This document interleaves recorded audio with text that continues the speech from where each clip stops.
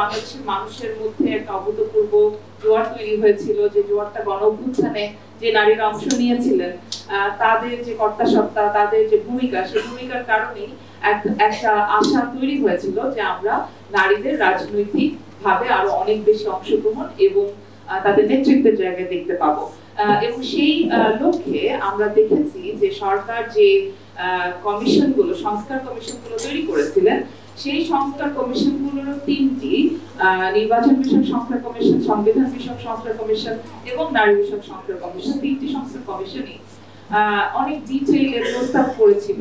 আমরা যেখানে যেখানে মত প্রকাশ করেছি, ভূমিকা রাখার চেষ্টা করেছি, সেগুলোকে সম্পূর্ণভাবেই কিন্তু মানে কোনোভাবেই কানে নেওয়া হয়নি বা এটাকে এক ধরনের ছড়িয়ে দেওয়া হয়েছে। সারা দেশে সাধারণ আসনের নির্বাচনী ব্যালটের পাশাপাশি সংরক্ষিত আসনের ব্যালটে ভোটাররা ভোট দেবেন।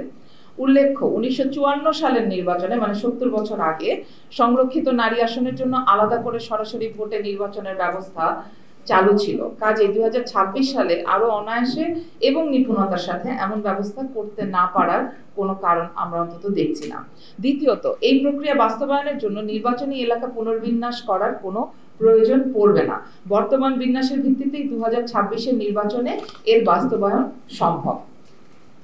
তৃতীয়ত, এই প্রক্রিয়ায় একই নির্বাচনী এলাকায় পুরুষ ও নারী প্রতিনিধিত্বের দ্বৈত উপস্থিতি থাকবে কিছু মাত্রায়, তবে কার্যপরিধি নির্ধারণ করে দেবার মাধ্যমে এটা সহজেই সমাধান করা সম্ভব এবং তারা একে অপরের কাজে পরিপূরকের ভূমিকাও পালন করতে পারবেন।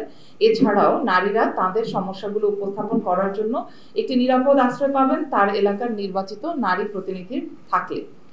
আমরা আন্তরিকভাবে মনে করি সরকারের সদিচ্ছা থাকলে অনেকগুলো পর্যায় পেরিয়ে আসা সুচিন্তিত এই প্রস্তাবগুলি বাস্তবায়নের উদ্যোগ নেওয়া সম্ভব।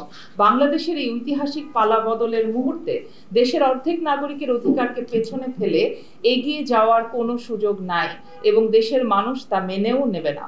বরং এই কাজে সরকার আগ্রহের সঙ্গে উদ্যোগ নিলে তারা প্রশংসার দাবিদার হবেন। আমরা এই প্রস্তাবের খুঁটিনাটি বিষয়গুলো নিয়ে ঐকমত্য কমিশনের ব্যবস্থাপনায় রাজনৈতিক দলগুলোর সাথে গঠনমূলক আলোচনার জন্য এই ফোরামের মাধ্যমে দাবি জানাচ্ছি।